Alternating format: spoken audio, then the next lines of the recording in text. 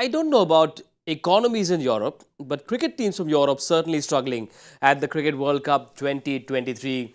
The Kiwis have beaten England, they've beaten the Netherlands. This time, 99-run win against the Netherlands team tells you that New Zealand are having a pretty good World Cup. Don't refer to them as dark horses.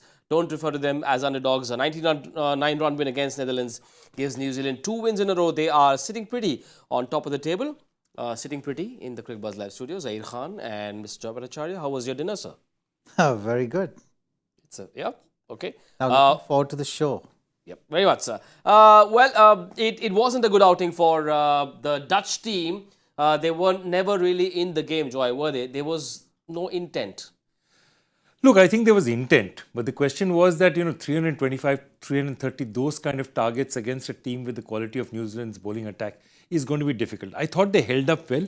See, we were talking about saying that get to within, run rate of 9, 10 left with still 20 overs and then treat it like a 20-over match. So they tried their best. They played as well as they could. You can't say that Netherlands gave away their wickets. They simply weren't good enough against a team which is much better than them. Yes, it was more a skill issue, was it? Well, I think it's all about learning, isn't it? When we're looking at teams like Netherlands coming at this big stage, this is a very big stage for them. We do know when they're playing at the highest level, the matches which are required or the experience which is required, the teams do lack that. So they have to get as much as experience, as much as learnings as possible for them to compete at the highest level is how we look at it. Their bowling we've been talking about, 323 was always going to be a big ask for them. We've been harping on that fact. You look at the passages of play where they were able to compete, and there are other passages of play when they have to take a lot of learnings. So whatever they can get from this whole campaign, they're going to take back and they're going to come prepared, and that's the journey which they are on. So you got to look at these games like that. New Zealand is looking very good. There's no doubt about that. You've seen how they've played against England. They're just continuing with that form, so it's not going to be easy for any team when they're playing against them. Forget Netherlands. You just got to see the positives every time you're seeing at Netherlands. There are plenty of them as well. With the bat, they still have to figure out their ways. But the total of 250, I think, is what they're looking at. So with the ball, if they're able to restrict the opposition at that total, then that will be an interesting game against any opposition. That's what we are waiting to see. We are still hopeful that this team can cause that upset in this tournament.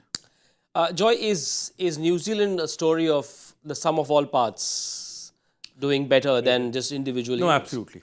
And also, remember, all of them are coming to the party in different ways. So, what you are getting? You're getting a seam bowler who's doing much better than expected. When we talked about top bowlers in the tournament, Matt Henry wouldn't be the first name you'd take. You'd think of Bolt, maybe Saudi. But Matt Henry's really been the star here. Similarly, what Santner has given them over these two matches has been absolutely fantastic. Even in that first match, he got a couple of wickets, and what's important is not the fact that he's a huge spinner of the ball. The variation of pace, the understanding of the conditions that he's used has been absolutely spectacular, and that's what New Zealand does well. Yeah. Players who are not so well known put up their hands, come to the party. Yeah. Sachin Ravindra, of course, we know all about him now. Also, the fact that Santner is very comfortable bowling in the power play, whether it's England or Netherlands, different pedigrees, of course, but he seems to have the hunger to want to bowl in the first 10. And you look at the way he approached his bowling today. He knew there will be some inexperience in this batting lineup. So he was teasing them. If you see, he was bowling more on the slow side. Even though you're looking to play that reverse sweep, there was not enough pace to work with. Yep. So that's how you end up giving those catches to the fielder at 30-yard circle. You've seen those big hoiks which are going to go in the air. All those things he was not afraid of doing because his plan, today's game plan, was very simple. Even if I'm expensive, it's fine. Yeah. We got 323 to defend. Yeah. I have to give myself enough chance of backing myself, giving the ball air, bowling it slower, looking to turn the ball. So all those kind of aspects were there today at display in his bowling, and he's been around for a while.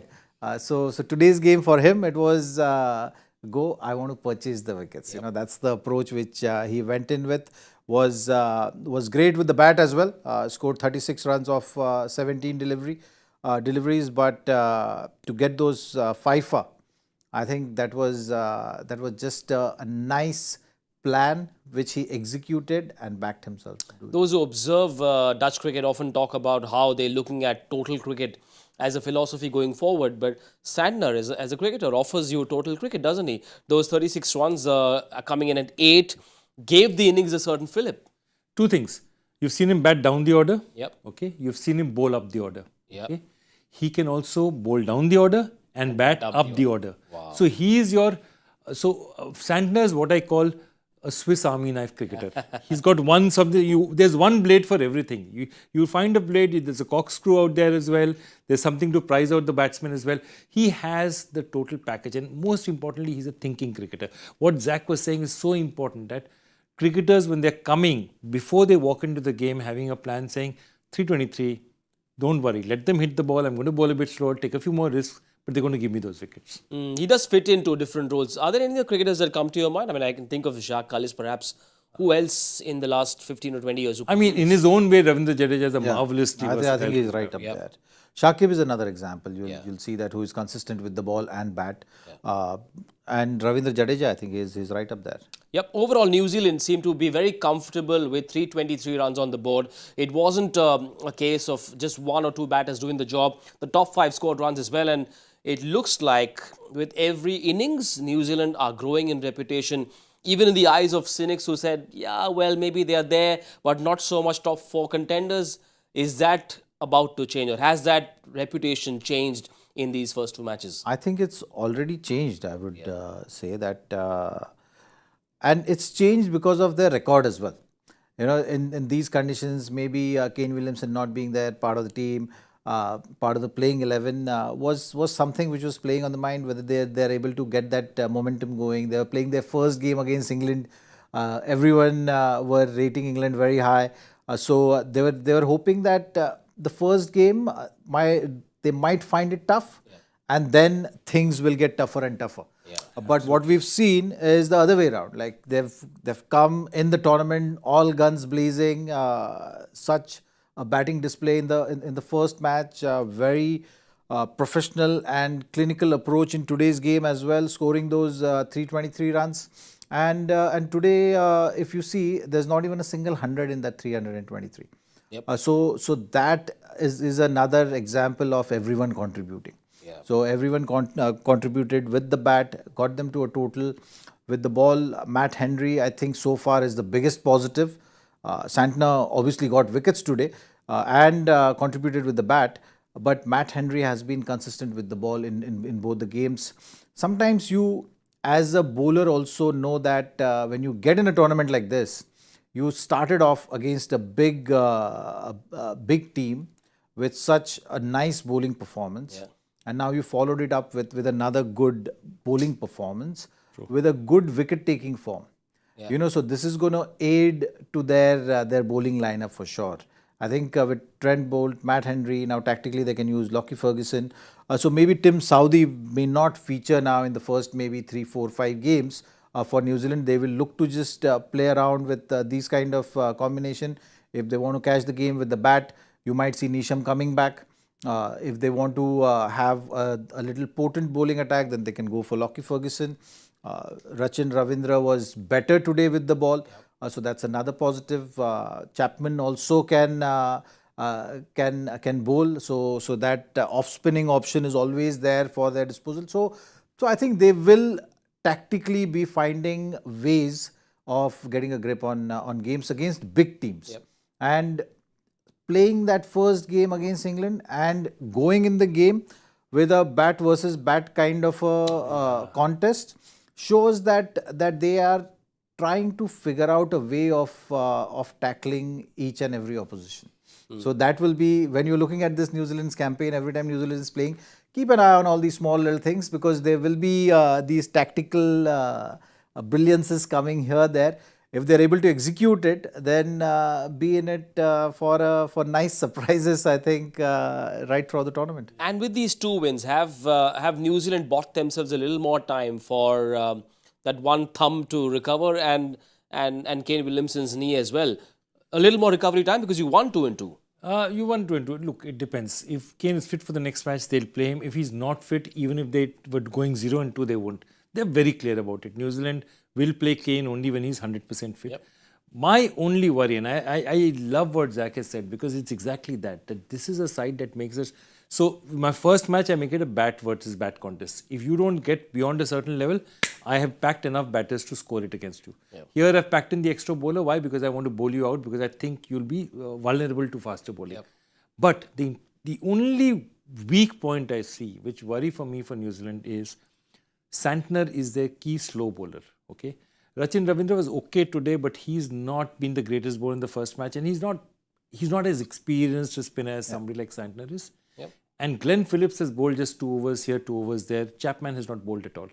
So the one worry that they will have is that they'll need one more of their slow bowlers to get going if they want consistent results. It's something that they'll be thinking about. See, they are hoping that Rachin will make it. The batting confidence will come to his bowling, and he was much better today, of course. That stumping of his bowling, it showed that he's thinking at least a lot more than he was in the first match. Could they have tried their spinners more because they play the next game against Bangladesh in Chennai?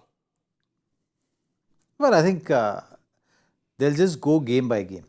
So when come Chennai, I think you'll see Chapman also bowl there.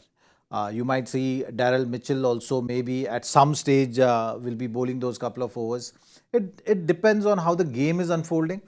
They have specific plans, is what the feeling I'm getting right now. Yep. So I'll be looking at each and every of their games, trying to understand what is the thinking behind a tactic which is on display. If Saudi is fit for that game, what would you do? Because they played Bolt, Henry and Ferguson. Henry's picked up 3 wickets, 3 in each game. Bolt is Bolt, you don't drop him. How would you look at that bowling lineup? I think they're not even thinking about that at this stage. No? They're just happy with the way their campaign is going. Yep. And they will continue with whoever is in form. Who will you look at dropping if you have to make that change? Yep. So extra pace, Lockie Ferguson is someone who is going to provide you that. Matt Henry is doing exact same thing, in fact, better than Saudi at the moment, what he has been doing. So that is the biggest positive right now. So I don't think they will be thinking too much about that. Now you are in the competition. You're just going with that. Yes, Kane Williamson is only that one guy which they will accommodate as soon as he's ready. The only other person I can think of is they'll drop Lockie for the next match if it's this thing and play Sodhi. Yeah. Yeah, because it's Chennai. Yeah, Chennai. Yeah. So Lockie for Sodhi would be something they'll look at. And again, Sodhi will be ready. He may get 3 wickets and they may drop him for the next match. But see, what New Zealand has done has changed the paradigm. Normally what happens is settled sides worry about being settled. New Zealand, the only thing that is settled is that New Zealand is more important than any player. So whatever combination they need to do, every player is ready to give himself, say, I'll play today. If I don't play, it doesn't matter. New Zealand has to win. Netherlands play their next game after about a week-long gap against South Africa. That game will be played on the 17th of October in Dharamshala. Colin Ackerman looked good while he was there. Just perhaps would have done better if he had a partner at the other end. Yeah, look, the largest partnership they had was a 40-run partnership. I think that was between Ninda Manuru and Colin Ackerman. Yep. And that's the problem. They lost wickets on a steady basis. Look at the top 7. All of them have reached double figures. And then somehow they've thrown it away. So I think that is the basic issue they'll be looking at. They'll be telling batsmen, especially of the quality of Baz Lead, and the shot he got out to was, something he won't be particularly proud of, that if you guys are set, you have got in, you must go and get big knocks. And I think that's what they'll be looking at. Ackerman looked good for you? Showed some spark, didn't he? Yeah, and like I said, that was the positive from today's game. With the bat in hand, he was someone who was looking to put pressure on bowlers. That partnership is something which was required. That run out didn't help at that that stage. It looked like, okay, maybe that one passage of play is coming when there are 2 set batters are batting. Even though required rate was around 10, in today's day and age, you kind of think that, okay, if you continue with that back 10 of the, say, last 10 overs, you're looking at 100 runs to get with, say, 5-6 wickets in hand, you would actually think the batting team has got a chance there at that stage. So considering that, I think Colin Ackerman's effort was a good one today. Yep, Joy, you want to make a point? No, nothing. I just said that, if you have 4.15 in your last few overs, you're not going to win matches. Unfortunately, that's the truth of it. If you lose that many wickets, that's what's going to happen to your run rate. Well, the World Cup caravan moves to the beautiful Dharamshala. England play Bangladesh. England lost their first game, which was the World Cup opener, to New Zealand, who now won 2-2. Bangladesh, on the other hand, showed all-round dominance to beat Afghanistan in their World Cup opener. Joe Root scored 77. He got out playing a bad shot. England, clearly, their ego, their pride would have been hurt losing that opening game. They come here as World Cup champions. Do you expect them to notch it down a gear, not go overboard with that baseball approach? Or will they say, listen, that game was an aberration. We will keep backing ourselves to play the brand of cricket we want to, and they'll fancy themselves against Bangladesh? Well, I think it's exactly the reverse of that. I think they were a little tentative in the first game. Yeah. They're going to just regroup and say, look, we got to stick to the brand of cricket which we are known to play for. Yep. So that is something which will be the hard debate.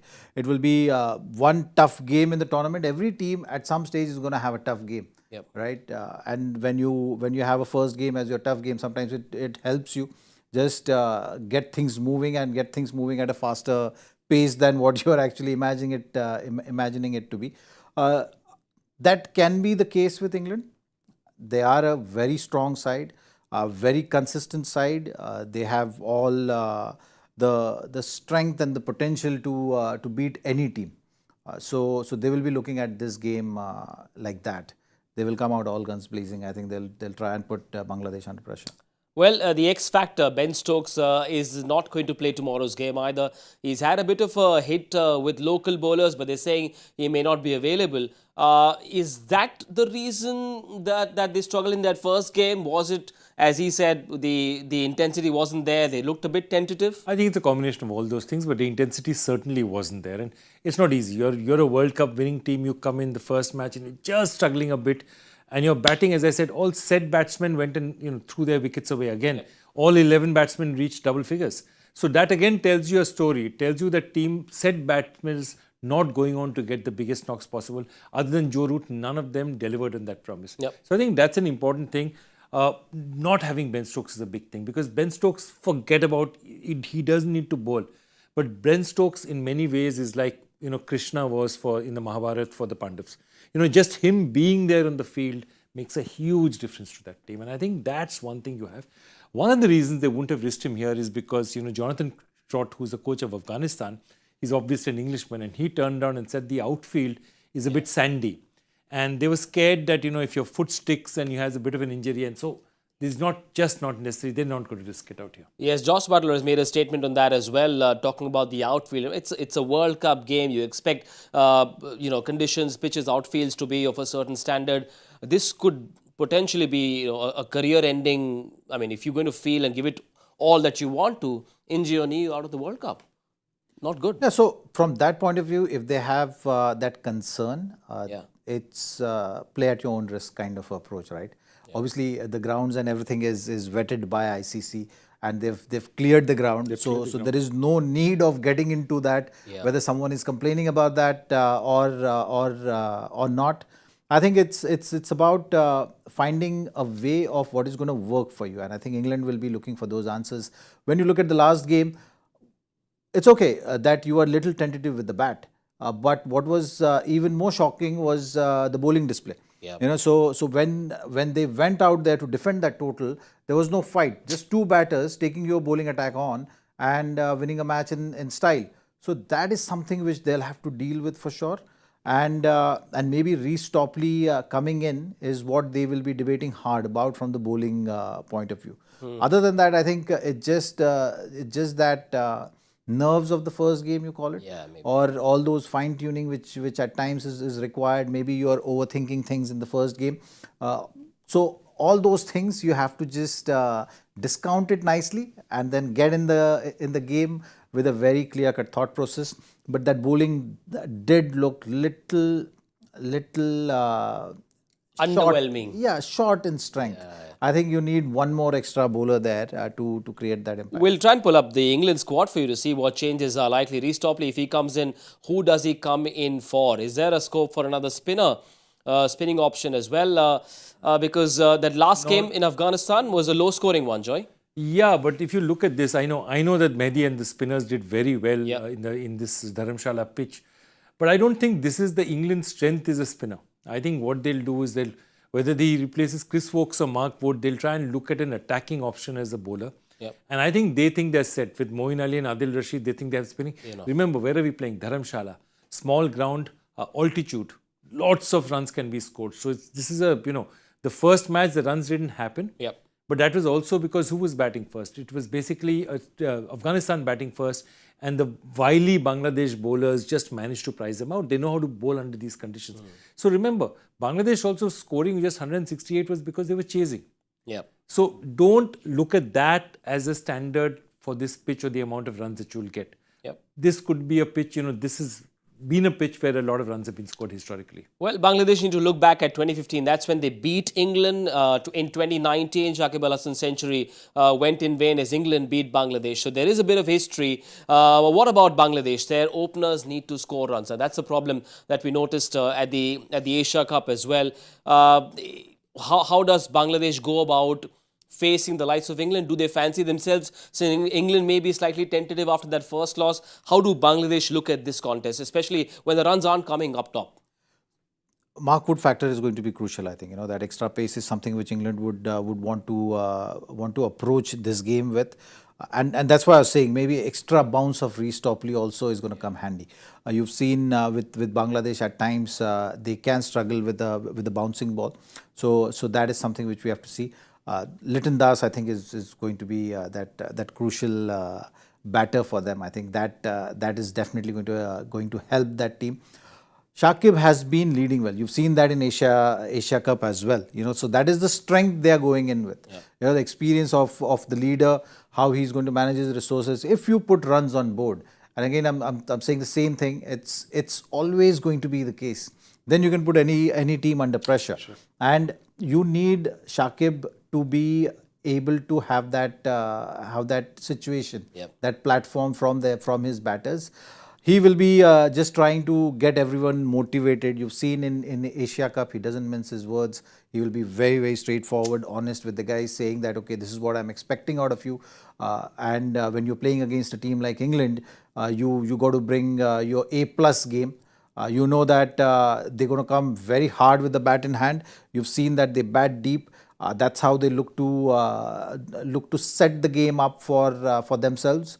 So as a bowling unit, they'll have to be smart enough to figure out ways of restricting a particular batsman who is going very strong on that particular day.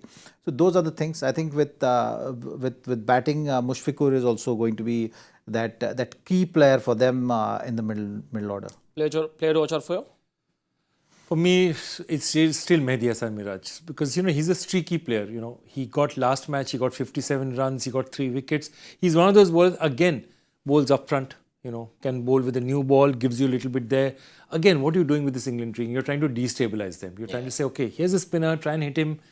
One wicket, a shot which didn't go the right way. So that's what Bangladesh will be doing. And, I fully agree with this point that he's making about Shakib, because Shakib has no more constituencies to place. He's done whatever there is to be in cricket. He doesn't plan to be the captain of Bangladesh. So it's his swan song. This is his last big tournament. You'll have to look at it that way. Therefore, what he can do is he can captain with complete freedom. Yep. Because what he does or doesn't do, there's nobody to question it at this point in time. And I thought he did a marvelous job in the first match. They're going to be a difficult team to beat. The one thing Bangladesh is not going to do is they're not going to give up and die. So you have to beat this team. They're not going to beat themselves. Often junior sides, inexperienced sides tend to beat themselves. Yep. But this Bangladesh team is not like that. So it will be an interesting contest for me. Well, Two teams that we spoke a lot about at the Asia Cup will be in action in match number 2 of Tuesday. It is Pakistan versus Sri Lanka, will be played at the Rajiv Gandhi International Stadium in Hyderabad. Pakistan beat Netherlands in their opening game at this very venue. Sri Lanka, on the other hand, conceded 428 to South Africa, 300s in that innings as well. Sri Lanka also managed 326 runs. So the batting looked good. The bowling has a lot to work on. Who starts favourite in this match? That's an interesting one. I think it's going to be a good game. And I'm simply saying that because Sri Lanka has that advantage or finding that motivation from the previous game which they played played against Pakistan. So they will be looking at this game from this angle. They got how many? 326 or something like that in the last game. So they have scored runs. Yeah. You know, so that is something which matters. You look at the South African bowling attack also. There's some really genuine quick bowlers, which Pakistan looks to set the game up for themselves through their bowlers. So that one confidence they'll have against Pakistan. So I think it's going to be a good game. It's not going to be a one-sided affair. Is what I feel. It will be evenly fought game. Is it easy, or how easy is it to recover after having conceded 400 plus? Look, I think, look at the way they batted. You know, and they came out, Pathum Nissanka was out early, and then at one side Kushal Pereira was there, but look at the other side, Kushal Mendes batting out there. 57 run his team has scored, he's batting on 54, the other batsman hasn't scored. So they are desperados, they are gunmen. It'll be a shootout. They're not going to go down without firing their guns, remember that. And they have the magic tea back. Thikshana is back. Thikshana being back is a difference to them because, see, they're already missing out on Hasaranga. Yep. Okay. And now, you know, if Thikshana gives them a little bit more in the middle, I think this is a slightly better bowling attack than it looked that day. Also, what happens is if batsmen get off to a flyer, it's very difficult to control. If Pakistan don't get the same kind of start, expect this to be a tight match. Zach, would you bring in Lahiru Kumara for maybe a Kasun Rajita? Well, Lahiru Kumara was someone who was preferred choice earlier, right? If he's available, then I think they will make that call. Kasun had a decent Asia Cup. Yep. He was getting the ball to go away from the right-handers. He was very consistent with his bowling. I think second spell is where he struggled at times, and that is something which they'll have to think about.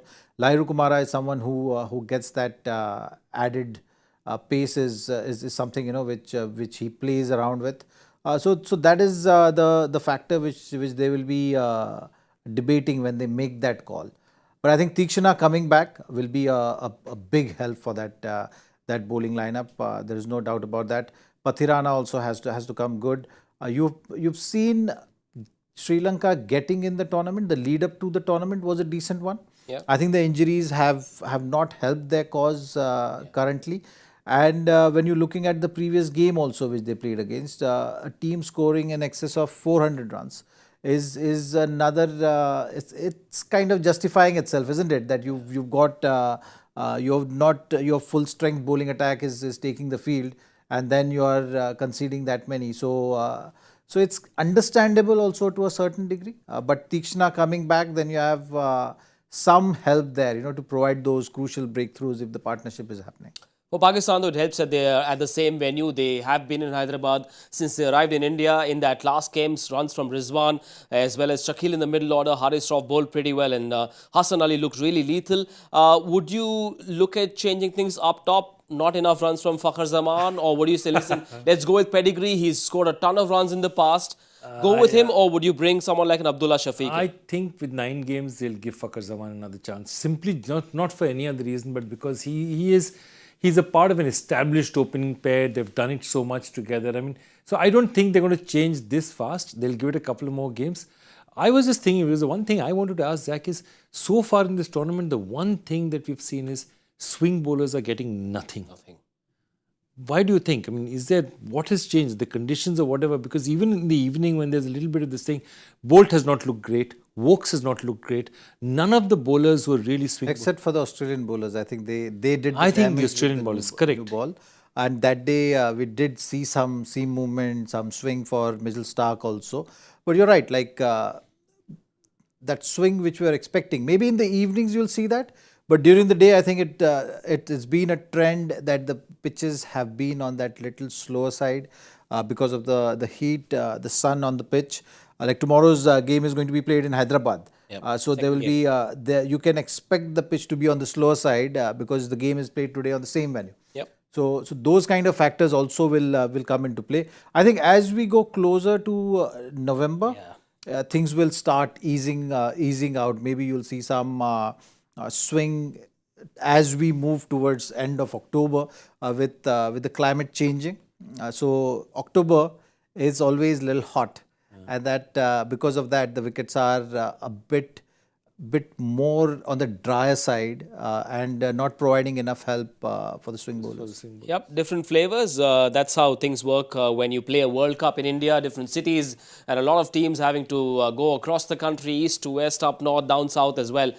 Before we wrap up, quickly, players to watch out for the second game, Pakistan, Sri Lanka. Pakistan, Sri Lanka, I think for Sri Lanka, I think Pathirana is someone who I'll be going ahead with. Okay. I was thinking Tikshana, but he's coming back off injury. So I think Pathirana will be a safer choice. And for Pakistan, I think Babar Azam. Babar Azam is someone who needs to fire and get some runs under his belt. It's very important for their campaign. Yeah. So from that point of view, I think captain needs to get some runs under his belt. I loved the way Hassan Ali bowled in the first match. So, we were all thinking Naseem Shah not being there will make a huge difference. So, I liked the way Hassan Ali bowled. Definitely somebody to watch out for. Again, because you're getting surprises. Everyone who you think is the main bowler, the other bowler turns out, like Henry and all this. So, and from that side, my favourite cricketer, one of my favourite cricketers, Charita Asalanka. Among the runs as well. Among the runs as well, powerful batsman. He's important to the team if they have to get across the line. I get the feeling Fakhar Zaman will surprise everyone, and Abdullah Shafiq might have to wait just a little bit. You won't have to wait for the answer to Joy Factor. Mr. Bhattacharjya, over to you, sir. Okay, we've been discussing going around this topic for a while. After an international match in Bloemfontein, who joined Kyle Mayers, Aiden Markram and Mehdi Hasan Miraj among current international cricketers? There are a couple of other cricketers, but from smaller nations. And the answer, of course, is Travis Head. And these are current players who have opened the bowling and batting in a one-day international match. Of course, Manoj Prabhakar did it a lot for India. And of late, Kyle Mayers has been doing it on a regular basis for the West Indies. Who's got it? Who's the winner? Let's have a look. I think I've seen his name before. Bhaviri Sethi Sairam, I've seen his name before. Well done. Yep, one of the few lucky ones to get a thumbs up from Mr. Bhattacharjya. Thumbs up, absolute thumbs up. Absolutely. That is it. It's been a fun day. Well done, New Zealand, on registering your second win up top in that points table. Remember, just 9 games for every team. They won 2 and 2. They're on course to continue to do well. Once Ken Williamson comes back, once Tim Southee has recovered as well, they'll be a much, much stronger team. So 2 wins in 2 takes New Zealand to the top of the points table of the Cricket World Cup 2023. Still early days though. Don't go by where Australia, Sri Lanka and England find themselves. A long, long time to go in the tournament. Joy, you sticking with your top 4? That's a tough one. Well, I think 3 of my top 4 I'll still stick with. I think England will make it, Australia will make it, India will make it. But that 4th spot now, South Africa and New Zealand have both checked in, as they say on Facebook, Yeah. They've checked in. Now the question is, have they checked in enough? Joy, is it Zach for you? No, I'm not changing. It's too early, for me to change in the tournament. We have to spend a month and a half here in the Cricbuzz live studio. I'm done. Well, these two are done as well. So we're going to go and have an early bedtime tonight. Make sure you come back tomorrow at 1:30 p.m. on Cricbuzz Live right here in this studio. Enjoy the night. Well done, New Zealand. Netherlands will do better when they come back next time. Bye for now.